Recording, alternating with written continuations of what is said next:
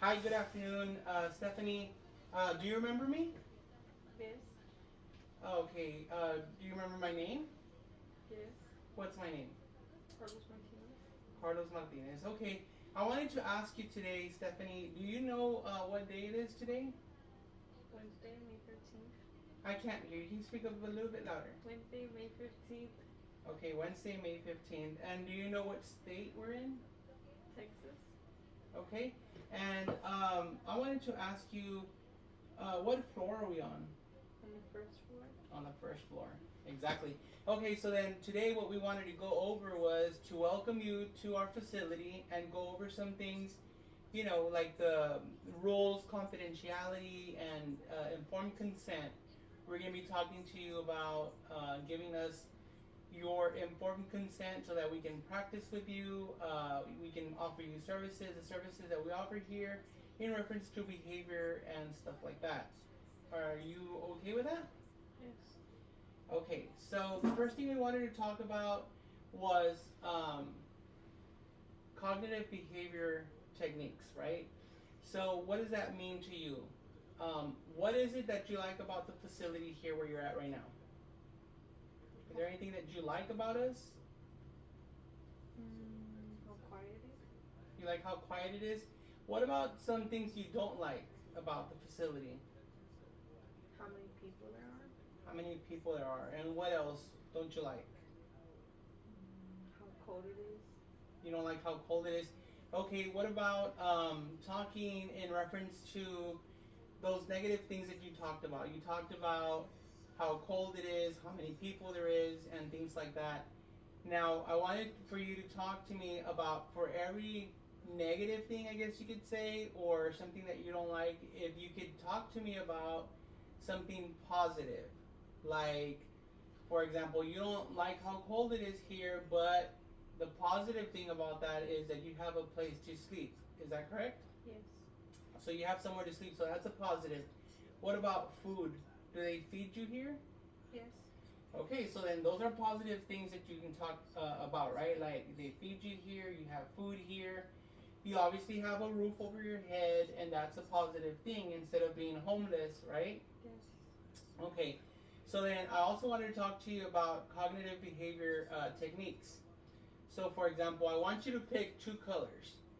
Think about it in your head. Think about two colors. What two colors do you want to talk about today? Blue and red. Blue and red. Okay, remember, I need to be able to hear you, so I need you to be a little bit louder. What colors did you say? Blue and red. Blue and red. Okay, now I need you to pick up your hands, both hands like this, right? You're going to put 5 and 5. I want you to be able to look around the room, and you're going to look for 5 blue things and 5 red things, right? And I want you to be able to say them as you see them. So, for example, if you see a red cup, I want you to say red cup and you put a finger down. And then blue chair, you put a finger down. And go on, so forth. Okay? Mm-hmm. Okay, go ahead. The blue painting. Okay, the blue painting, A red box. red box, A blue cup. blue cup, A red cup. red cup, A blue flag. blue flag, A red box. red box, A blue fish. a blue fish, A blue door. blue door, A red sock. okay, a red sock, And a red bag. and a red bag. Okay, so for those 10 things that you mentioned, what you are doing there is you are exercising a cognitive behavior technique. Basically, what you were doing is you were, I guess, not deviating, but you were steering away from negative thoughts or things that you don't like about the facility, and you started thinking about things that were you were tasked with. Like, for example, let's say it was a homework that you were given. So, for example, you were looking for 5 red things. So, while you were looking for those 5 red things in your head, around the room, you were able to forget about the negative stuff or the things you didn't like, correct? Mm-hmm. Okay, so then I want you to be able to take that technique, and you can use this technique not only here in the facility, but you can also take the technique and use it outside in real life. You can take it and use it in school, in your house, right? For example, what is something you don't like about being at your house? My mom telling me what to do. I can't hear you. My mom telling me what to do. Okay, your mom telling you what to do. What else?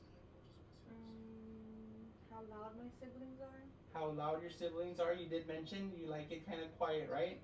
What else? Taking out the trash. Okay, taking out the trash. So for those three things that you mentioned right now, like three negative thoughts, right, or things that you don't like about your house, think about the positive stuff, like the stuff we talked about here. You don't like taking out the trash, but again, you have a place to sleep. You have a house to live in, right?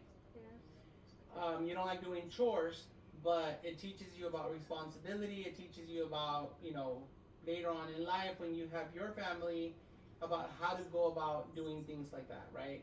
And you just got to think about the positive stuff. You have food, you have health, and little things like that. So that technique, the behavior technique that we just talked about, you can apply it to real life. You can apply it to outside, your school, a relationship, or anything like that, okay? So as we go on today, I just wanted to let you know that some of the information that you're going to share with us today, we have strict confidentiality, meaning that the people who work here are professionals and we keep your information completely private and confidential.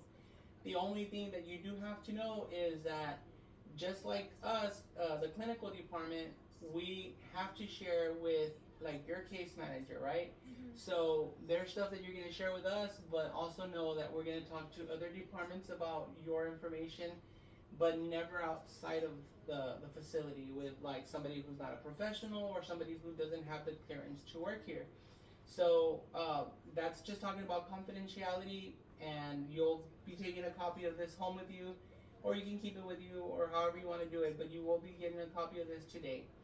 The other thing is the informed consent. So the informed consent basically is just giving us permission to work with you, giving this practice the opportunity to work with you, show you how to do behavior techniques and things that are going to help you later on, coach you, and do, exercises that can help you on throughout life, right? So another technique that I wanted to practice with you, just to kind of deviate from taking your mind off of things, right? Channeling, I guess, your anger or any negative thoughts is what we like to call drawing the number 8. Have you ever heard of the technique before? No. Okay, so basically what we want you to do is, let's say you're upset, something that's triggered you. For example, somebody came by and they might have said a bad word to you or called you names or whatever, and you became very upset. So instead of you reacting or getting triggered, what we want you to do is draw the number 8. You can draw it on your hand with your other hand, right? Just draw the number 8. I want you to draw the most beautiful number 8 in the world. Like, to you in your head, it's number 8. Super beautiful. You can add flowers, you can add butterflies, whatever color you want it to be. In your head, you're drawing the beautiful number 8. And I want you to draw it 8 times. If you have to draw it in the air, draw that number 8, right? And you're drawing a beautiful 8, making sure that it's 2 perfect circles, it's the beautiful color pink, it's purple, whatever it's going to take. You can practice on your leg, you can practice in the air. If you have to get a piece of paper and a pen, by all means, write it down, practice until you get a perfect, beautiful 8. How does that feel? Calming. Definitely. So while you're thinking about drawing the beautiful 8, you're trying to get the perfect circle, right? Circle on top, circle on the bottom, kind of like the snowman, right? We want you to think about you're channeling all your thought process into that number 8, right? You're no longer thinking about the person who just came by and called you names. You're not thinking about that person who just came by and wanted to start a fight with you.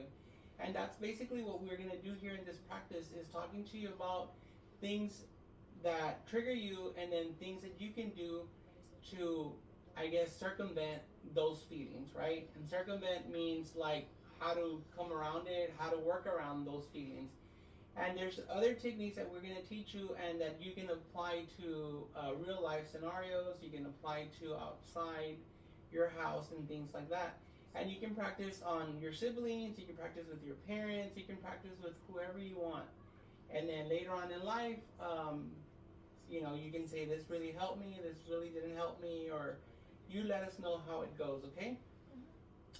All right, so basically, again, I just wanted to share the information that we've spoken about today. We did a couple of techniques. We talked about the informed consent that we're going to have on file. You're going to be going home with a copy of this right now in a little bit. And then also the confidentiality agreement, right? We do have a confidentiality that, just like I said, everything stays here. The only other people who may have access to it are the other people who work with you.